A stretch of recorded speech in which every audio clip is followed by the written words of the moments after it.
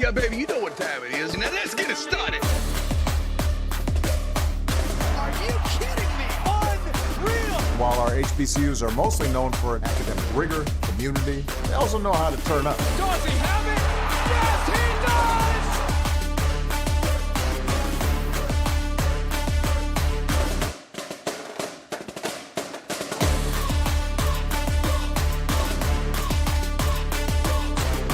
And that might be the knockout punch.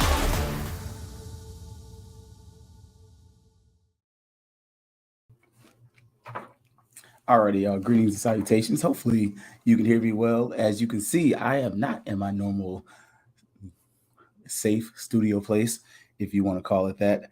I am on the road. Excuse me.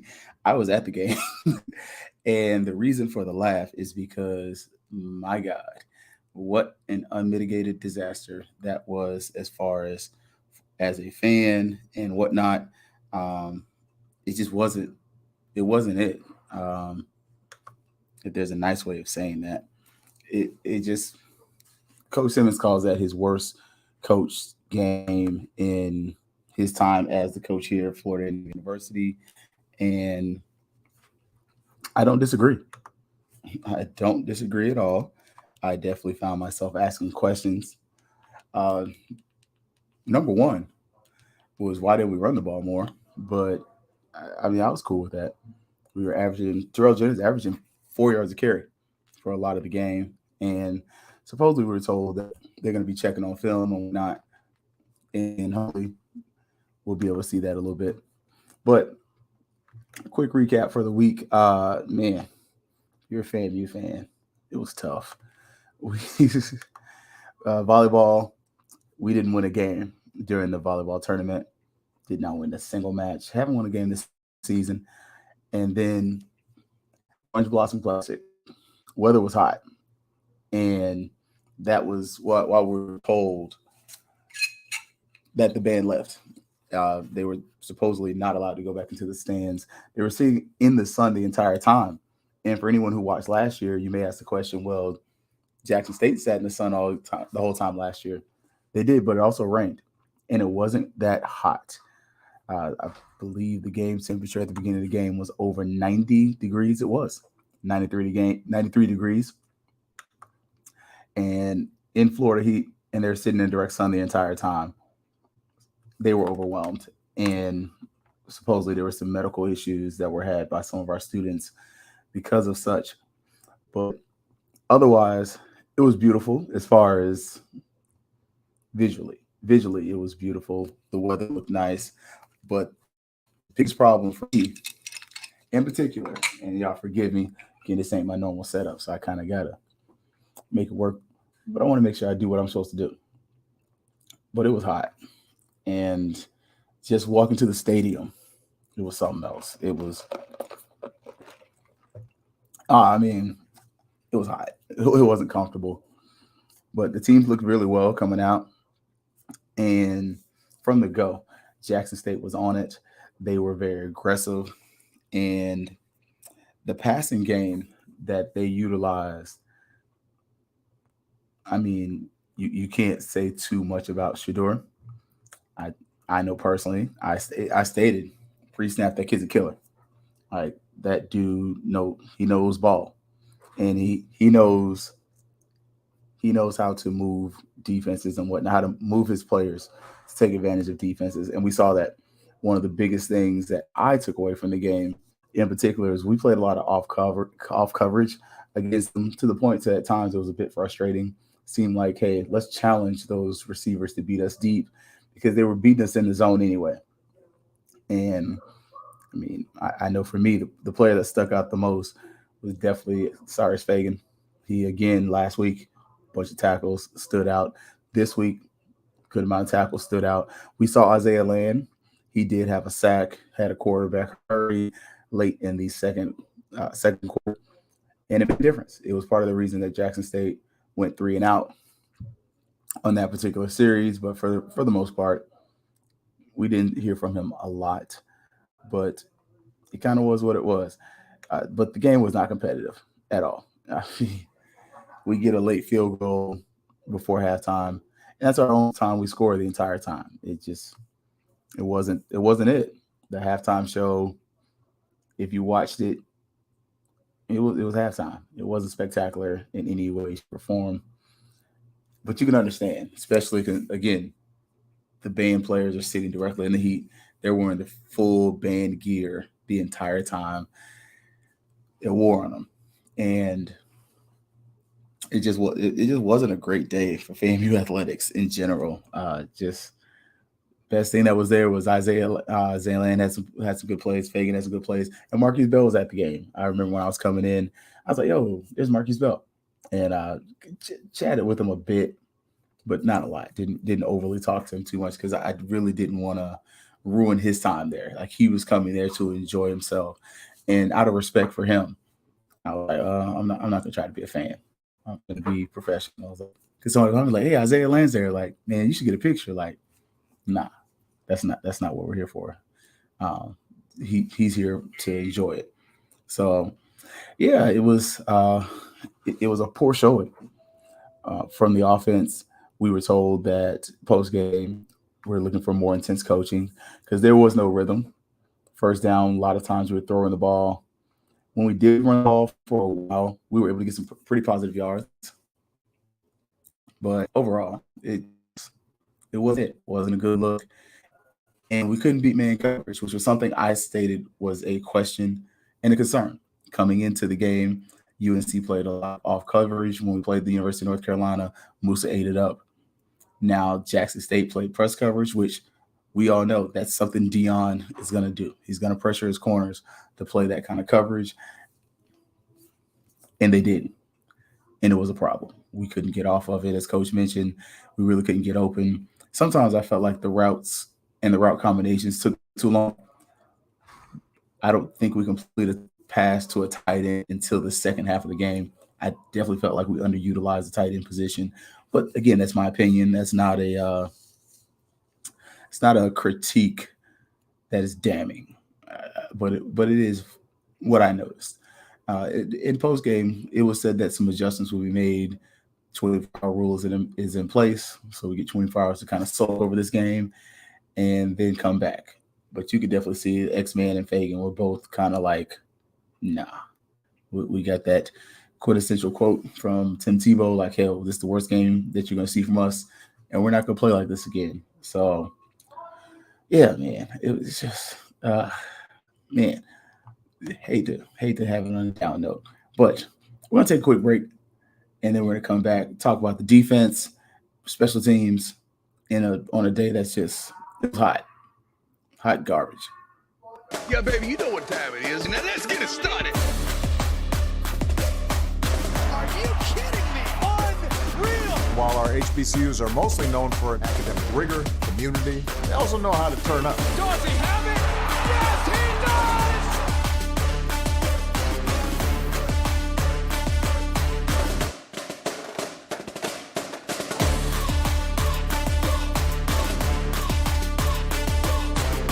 And that might be the knockout punch.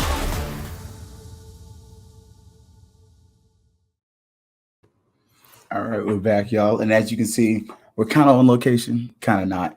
I didn't want to shoot the show from the stadium just because those people have to go home too. They have jobs. So I try to be respectful to people. Like I know I saw Shadura at the game.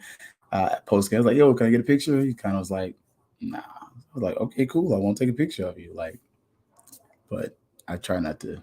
You try not to invade people's space, you know.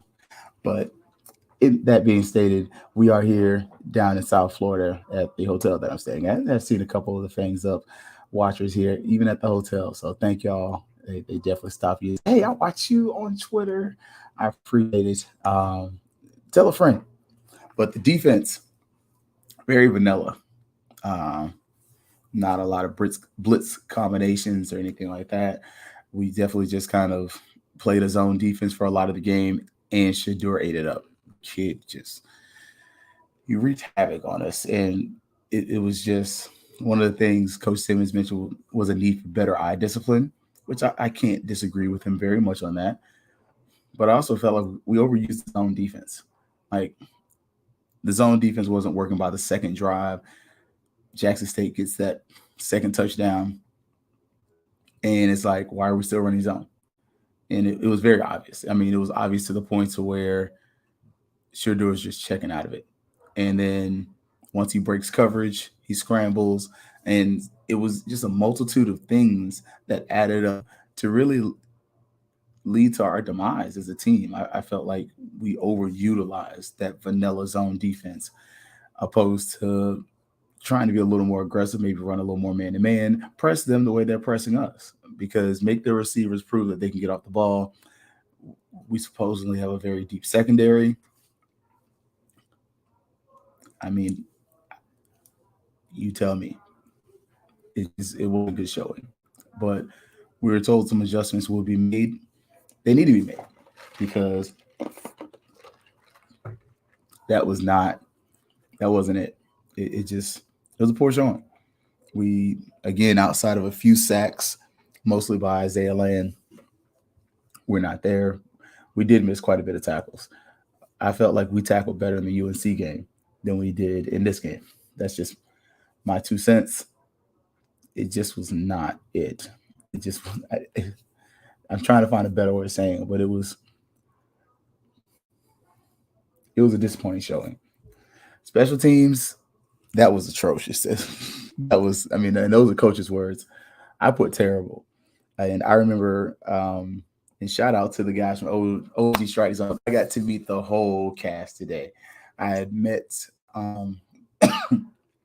sorry, um, that game was so bad you got to laugh at it. I met not Kelvin. I met Brian before actually. So Brian, I met at the Orange and Green game, but I got to meet Kelvin. I got to meet Kofi, the whole crew at ONG Strike Zone. It was awesome. They were really cool dudes, and especially Kelvin. We were talking like during the game, like, yo, like what's like. I remember saying in the first quarter, yo, we need to watch this punt block team because they almost blocked that first punt, and lo and behold, later on, they block a punt, score a touchdown. It just I mean, it was by the third quarter, the game snowballs. And if you were still watching, you're a dedicated fan because we lost all three phases of the game. That's what Coach Simmons' words. We lost all three phases. And so it's definitely a game where honestly, I don't know what you watch because I feel like you're gonna come away from that game having a lot to just deconstruct. And you're gonna want to just throw away everything. The baby, the bathwater, the whole thing. I did think, again, Cyrus Fagan, he was solid. He was pretty good. Telvin Griffey, though, you hear his name a lot. Like, I was pleasantly surprised. That was a guy that I kind of looked for in the last game, didn't see him. And last year, you kind of know what happened. He was all over the field and pretty good in coverage, looked pretty solid. The kid's a freak athlete. Like, I mean, we've all seen him do his crazy backflips and everything like that. Just saying, he had a pretty decent showing as far as being involved in the tackling and things like that. Coverage, I probably have to watch the game again. I'm not gonna lie to y'all, I'll never watch this game again unless I have to. It's a game I'm very grateful and excited and pleased to forget. Um, yeah, interceptions, they were there. They were there. A couple interceptions, fumble on a terrible play call. I felt like McKay was put in a bad position. He fumbles, but I didn't think that was really his fault. I didn't like the play call. That's just me criticizing and being able to kind of look back and think about it and not be so locked into fandom that I just couldn't say anything. Like I didn't love the play call on that. Felt like he was kind of set up to take a L on that, but it kind of is what it is, man. Yeah, that was just, man. Musa throws a pick, McKay throws a pick, fumbles. It was just punt blocks. It was just a tough game, y'all. Like really tough to watch, and hopefully it doesn't do any damage in recruiting going forward because we had some juice. We had some real juice going in. So take a short break. Then we'll come back. We're going to try to finish out, look at some of the other things I kind of pulled from the game. This thing's. Yeah, baby, you know what time it is. Now let's get it started. Are you kidding me? Unreal! While our HBCUs are mostly known for academic rigor, community, they also know how to turn up. Does he have it? Yes, he does!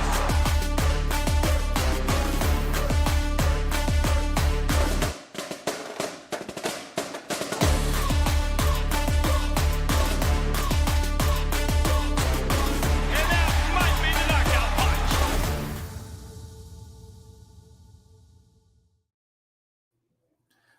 All right, we're back. Post game show and really just regular show. I know I normally do Sundays. So recruiting wise, man, we definitely saw the impact of the transfer portal. Jackson State looked faster than we did. They looked like a better team. Just they had more talent than we did. And you wonder how much of this has to do with whatever happened. But this is one of our chief rivals in recruiting, and we have to be able to at least look competitive in this game because right now, I don't know what you tell a recruit when it comes to this. Not that we're gonna beat them next year, right?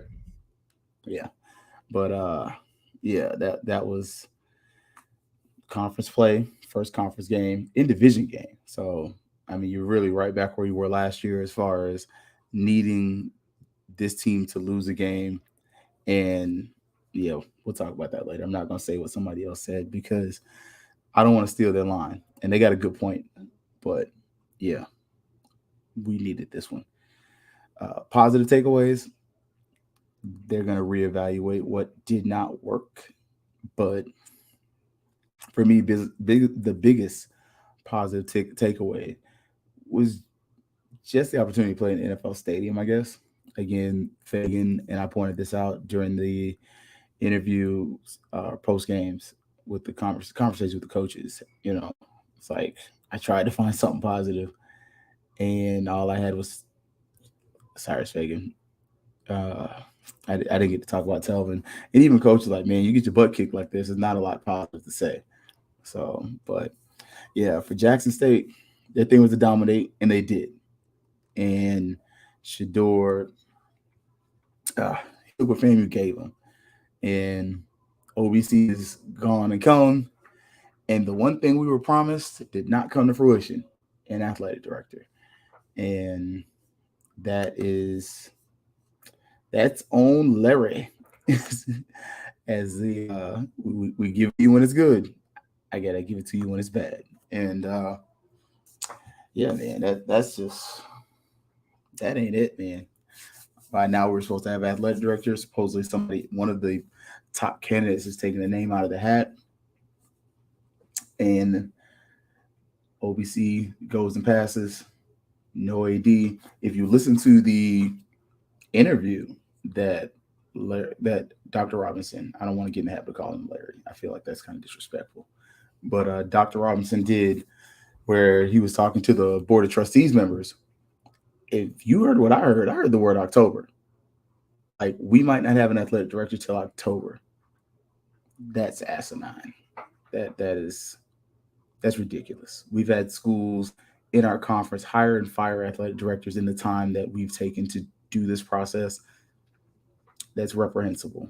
It's reciprocating the continuation of bad habits that lead to the demise of this athletic program. I go back and listen to it. I could be wrong. I did verify with somebody else to make sure I wasn't crazy. But I heard October. Like, wait, what the Thomasville are you doing? Like, why is it taking us this long to get an athletic director? Because I can guarantee you, no other school in the state is doing this or has done it like this. Like, there's no plan. No, it's just there is a plan. I shouldn't say that. That was frustration coming out with the process. But stuff like this is going to happen. Like, the blowout isn't on shoulders of an athletic director. But the foolishness as far as players not being properly taken care of, this, that, and the third, yeah, that falls on that lack of leadership and overworking the people that you do have. I mean, one of the things that I took away from Dion's press conference, and I asked the question, and he got me before I really got my full question out. But I mentioned, like, y'all's program is doing something that no other HBCU is doing. They have analysts, they have they're doing things very similar to what schools like Alabama do. And I mentioned to him, you're creating an archetype for what other HBCUs should and could be. And Dion's like, why not? What other schools doing? Why shouldn't we do this? And I was just smiling, looking at him like, thank you. Somebody else gets it. And we sit up here and do this, and he's sitting over there like, y'all look stupid, patting me on my back. We should do this. That's expected. It's the expectation. And I was like, yep. You expect to be great. You kicked our ass. I had like, excuse the language, but it kind of is what it is, man. And as long as there's dysfunction and there is not a concerted focus on the goal at hand, you're going to continuously shoot at so many things inaccurately to where you render yourself useless. And at this point, we're creating an athletic program that's useless because you're not going to be able to properly serve the students. The student athletes is what I want to say. Sorry, there are people coming into the hotel. Look, I'm at a hotel. I'm live on site. But at the same point, we have to, as a university, create systems in place that are going to continue on when we do have voids like we do now, and that have the expectation of, if someone gets fired, in a timely manner, they're replaced. Because there's going to come a day and time where Dr. Robinson's going to have to be replaced. We can't sit up here for 6-7 months and wait to hire someone. I believe Courtney Gaucher was gone in about May. I could be off by a month or so. April, May. We're in September. Like, the year's almost over, and we still don't have an athletic director. And it literally took for us to get embarrassed for some changes to happen. And for, again, go back and listen to the interview, WCTV, actually, I believe Allison Posey's crew, they actually gave the link to the video. They pretty much gave Dr. Robinson a notice. We're tired of this stuff. This Ace Hood mentality, same old stuff, just a different day. We're tired of that because you're having people from the band say, this isn't cool. You're having people that are athletics say the same thing. And it's the same struggles. And what's not happening is something that Vaughn Wilson mentioned in his writing. And I got to, see Vaughn today. I call him Mr. Wilson because I've known him for quite a while. And so I still say Mr. Wilson sometimes. But I was like, man, I appreciated your article because some of the things that we have in place that don't work have not worked in forever. There's no reason Florida State's across the street and you just don't go over there and say, hey, how are y'all doing financial aid? Because I'm not going to lie to you and say that they don't ever have students waiting in line for financial aid. That's a lie. It's happened before. I've seen it. I worked at financial aid at Florida State when I was in college. I mean, after college. That was my first real job. But they fixed it. It's not an every year, everyday thing. Financial aid disperses on the third day of classes after the drop in that period is ended. If you want to fix financial aid at FAMU, same system in place. Make sure that's the system in place and make sure it's known that those students who do not get their FAFSAs in on time or X, Y, and Z in the third, your money's going to come late. Like, that's the way.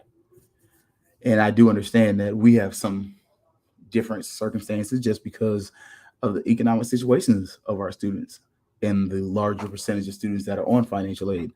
But to have perpetually the same problems for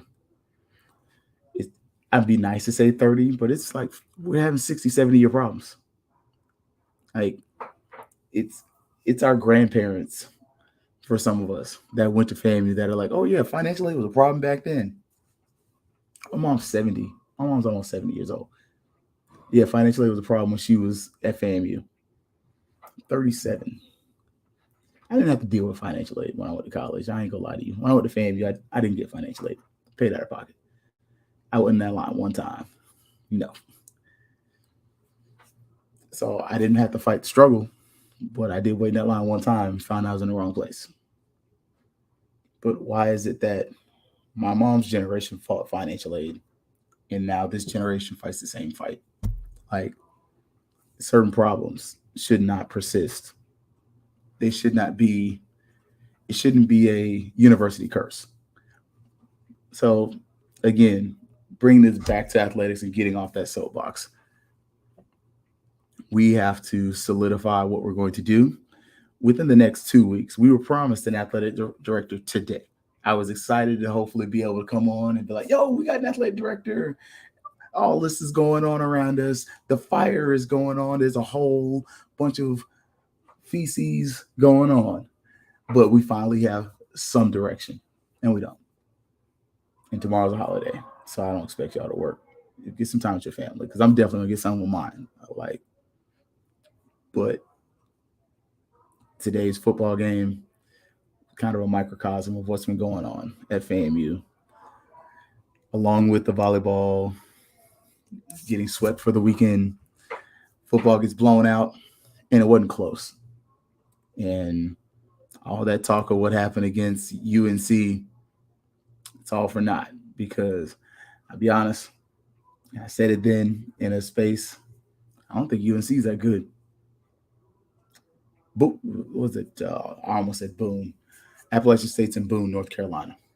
Appalachian State's a good team, but UNC should have lost that game. And really, if FAMU's at it's full, that's a more competitive game, and that's not a good thing. So after this showing against Jackson State, we got exposed. Teams know what to do.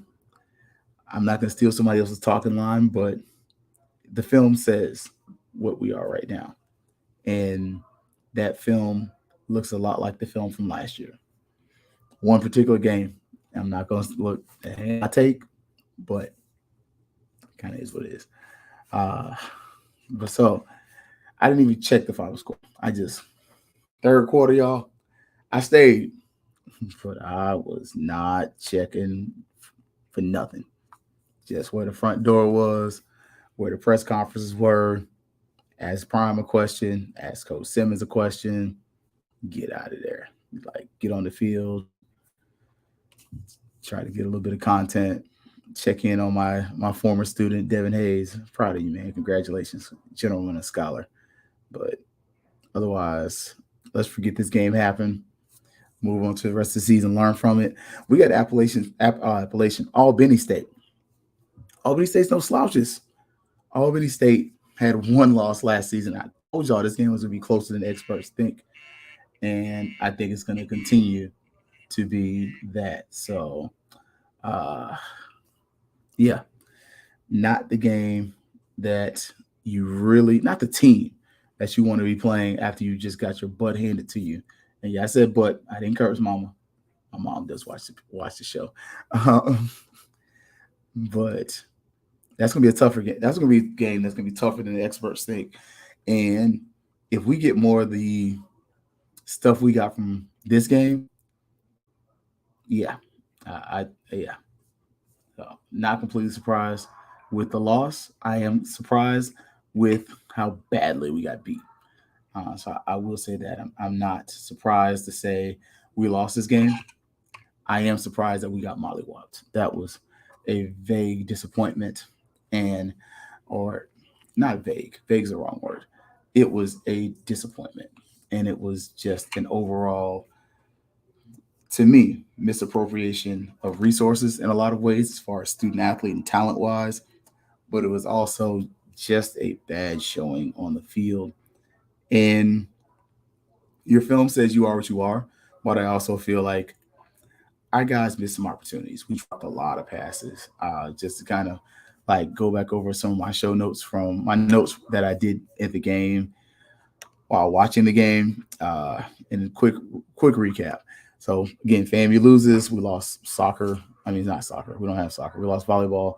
We also lost the football game very badly, but lower bowl fills up kind of slowly, but you know how it goes. After halftime, everybody pretty much leaves.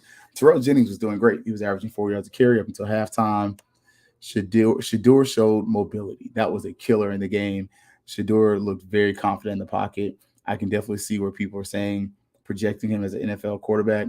I didn't see it quite as much, but again, I was looking more so. I saw his arm talent. He wasn't quite as willing as a runner. This year he was running over some people. Like I ain't gonna lie, he tried to throw some shoulders. They and at a few of our guys, and finally they convinced him to slide. And you may want him just to run over people because he might give himself a concussion the way he slides. Like you may need to go to baseball practice. Uh, did not generate pressure. FAMU did not generate pressure. The middle lane was open. I put down to consider spying Shador, but to also get out of that flipping zone defense, we dropped a lot of passes too. That was one of the things. Musa was kind of high in his passes, just looking back, and just the overuses of zone defense. I'm so tired of zone defense. Just in that game in particular, I felt like we could have put a safety over the top or something, but that much zone was detrimental. And the fact that we could not generate pressure with our front four, you can see we missed the talents of people like Savion Williams. The run defense was good though. Like a good takeaway. The run defense was good till we got tired. Once we got tired, the run defense is what it is. But we were routinely stuffing the run for Jackson State. Too many throws, too many throws, too many throws. And that led to short drives. Defense stayed on the field. Once we get to halftime, we do get that field goal kind of late. We get one of our longest passes on the whole game. And Musa's mobility, I put that as a note, was underutilized. We ran a quarterback read option with him a few times, and he was able to get some yards. And even on the drive where we get the field goal, our lone score of the game, Musa was mobile. Some of the times it was just by pure happenstance, like, oh crap, Musa's got to move the ball. He's got to get out of here. Other times it was seemed to be planned. It may not have been. We did throw a lot of short passes coming out of the third quarter. Again, more of that damn zone defense. I'm so sick of that junk. Again, more drop passes. And then Jackson State's band, they got petty and they cut the petty off because they were saying, where's the 100? Where's the 100? And the best part of the game, y'all, was a cheerleader dance off. If you missed that, you missed a treat. The Jackson State cheerleaders and the FAMU cheerleaders had a dance off, and that was the most fun part of the game. Otherwise, the band leaves in the third quarter, largely due to heat-related issues. And yeah, after that, once the band leaves the game, once the 100 leaves the stadium, you can turn the TV off. It's not worth watching anymore. So again, FAMU loses in huge fashion. I stopped recording the score because at this point, it's a Molly Woppin, and I don't want to watch somebody get beat that bad, especially my own school. Hopefully, we get a little get back next year. That game is supposedly in Bragg, so we'll see. Hopefully, we get some get back. You're gonna have a redshirt junior of a Shador and 2 new quarterbacks for FAMU. Yay! I'm hearing that we may have some news on some of that front as far as pressing forward. Hopefully, we'll get some of that as well as some more offensive linemen and other things. But big things again. FAMU loses on the volleyball court 0-3. FAMU gets trounced, demolished, depantsed, emasculated. Whatever other form of saying we got our tails kicked is what happened against Jackson State. To the victors go the spoils. You boys earned that. Y'all get to talk trash for the next year. And honestly, if they say something to you, I can say we lost by 1 point. Nah, we lost by about 50. So that also happened. The heat issues abound, and kind of the question of the day is, were they getting water bottles? Like, what was going on with that? Like, can we move them out of the sun or something? I don't know. We'll see for next week. And next week's game, we'll talk about it on Thursday. Albany State, the boys up there, and that's a good football team. Could be a scary game. And considering a team that potentially, where's the psyche of this team considering everything that they've already gone through in this short amount of time?